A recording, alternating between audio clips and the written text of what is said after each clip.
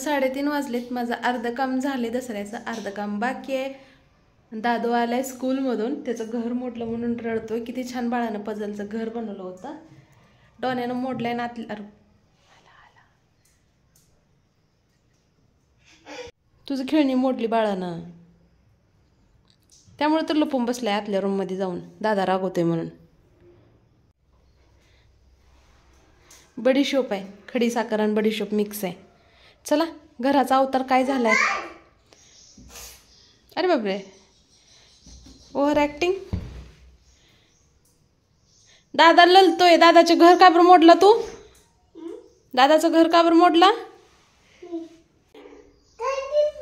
नको घेऊ आता, गणपती बाप्पाला नको घेऊ, असू दे, राहू दे. पसारा जर बघितला ना जीव थक्क होईल. चला तुम्हाला पसाराच दाखवते, एकदा थक्क होऊ द्या तुमचा जीव. हे बघा, हे सगळं बाकी आहे. इकडलं बाकी अर्ध. जाईलचे डबे घासले, वाळवले, बाहेर ऊन पडलं होतं आणि वरती गेलं, बॅटरी डाऊन झाली होती आणि लाईट सारखं जाते. काय सांगावं, काय तालुक्याचं ठिकाण असून सुद्धा लाईट सारखी जाते. वरचं लावले, आता खाल्ले, मला साफसफाई करायची. काय डबे मी खाली पण काढलेत.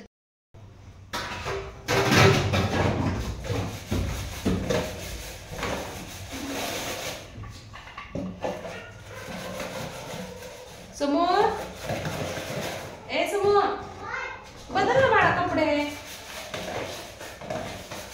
जेवायला देते. आवड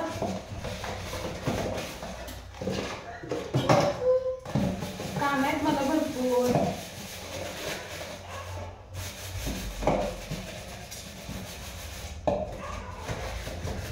घराला कलर दिलता ना त्यावेळेस मी सगळं स्वच्छ केलं होतं. महिना पण झालं नाही अजून, पण तरी म्हणलं चला दसऱ्याचं केलंच पाहिजे.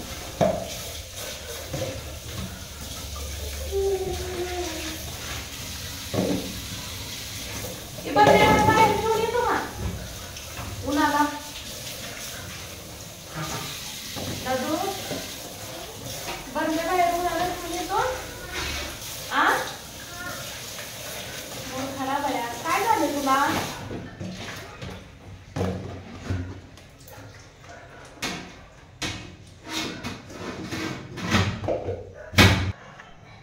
तर किचनच्या उजव्या साईडला हे एकच कडाप्पा लावलेला आहे. त्याच्यावर मी छोटे छोटे भरण्यात, माझ्या खाल्ल्या भरण्यामध्ये मी डाळी ठेवते. वरल्या भरण्यामध्ये मसाले असतात माझे, जिरे, मोहरे, खायचा सोडा, विलायची, परत सुंठ, लवंग, दालचिनी, जे काही थोडं थोडं असतं ना आपलं ते यामध्ये ठेवते. तर आता दसऱ्याची साफसफाई करायची माहिती होती, बाजार आणला तरी मी त्यामध्ये भरला नव्हता. तर आता छान असं याला काढून घासायला काढले सगळं. समर्थ मला इथं मदत करू लागते बाळ शाळेतून आल्यानंतर. तर आता स्टीलचे छोटे छोटे जे काही भांडे सापडतील रिकामे, प्लास्टिकचे कप जे काही सापडेल त्यामध्ये मी इथं रिकामं करायला लागले आहे.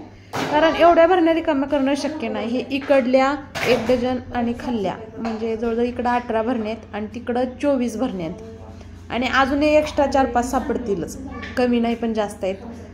रिकाम करणं मला खूप मुश्किल झालं. एक छोटीशी रूम, बाहेर पावसाचं वातावरण, कसं कसं ॲडजस्ट करते मी आता.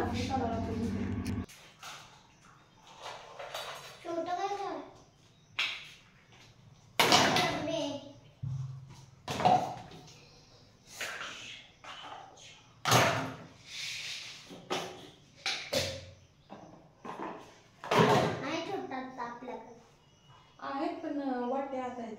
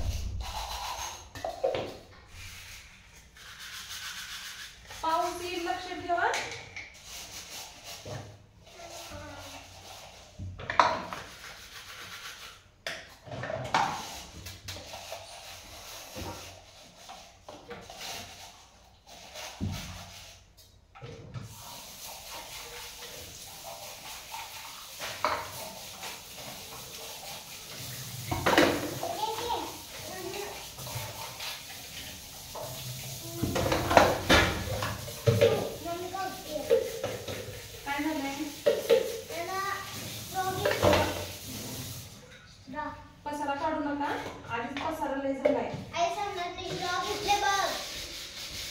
तो पण लावू दे. आणि तू डाव्यावर बसू नको तसा.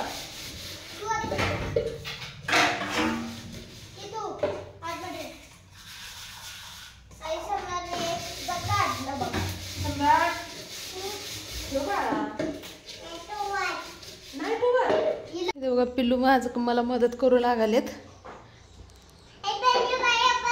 हा हा. आता मी साफसफाई करणार आहे बघा किचन ओट्याची. जी वर आपली स्टाईल असते ना, त्याला मी आता घासून स्वच्छ धुतणार आहे. घराला कलर केला त्यावेळेस मी केलं होतं, पण एवढं डिटेलमध्ये माझं झालंच नव्हतं.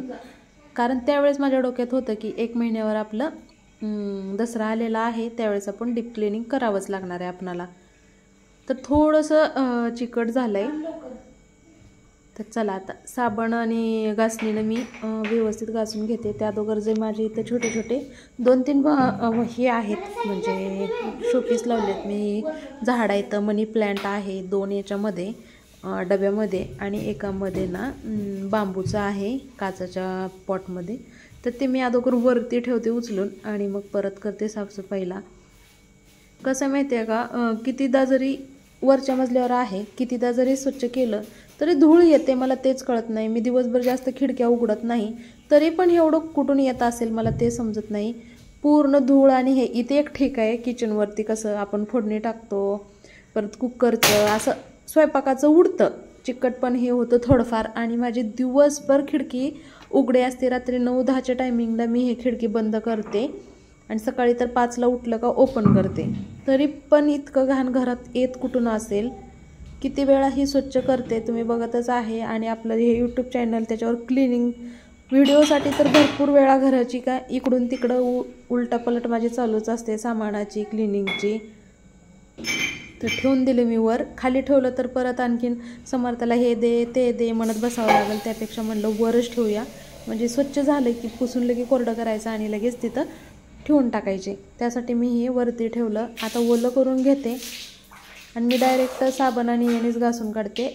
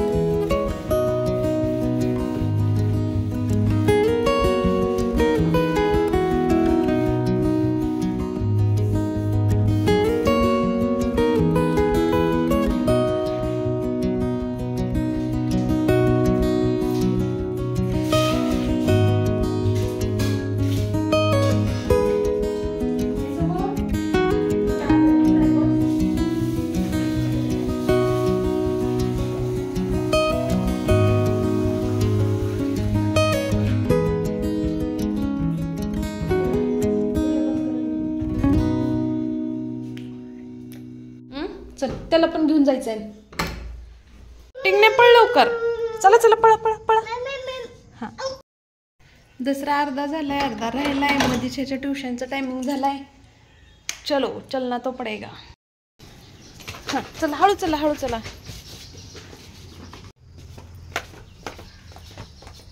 ते 9:30 झालेत. माझं अजून दसऱ्याचं काम चालूच आहे. भांडे घासते मी. फ्रीज साफ केला आत्ताच. आणखीन भरपूर भांडेत. आता माझं किचनमध्ये म्हणलं तर इथं देवघराचं एक राहिलं आहे. ह्या रॅकवरलं थोडंफार राहिलं आहे आणि किचन वाट्या खाल्लं राहिलं आहे. तर माझा विचार आहे की देवघर काय मी सकाळी करेन आंघोळ केल्यावर, पण हे कपाट रॅक आणि हे इथलं एवढा आवरल्याशिवाय झोपायचं नाही. तर बघूया लाईट किती वेळ साथ देते, कारण आमच्याकडं मुसळधार पाऊस चालू आहे. गावाकडं तर सांगत होते आहो कमरे इतकं गुडघ्या इतकं पाणी वाहते रोडनी. रोडा बंद आहेत.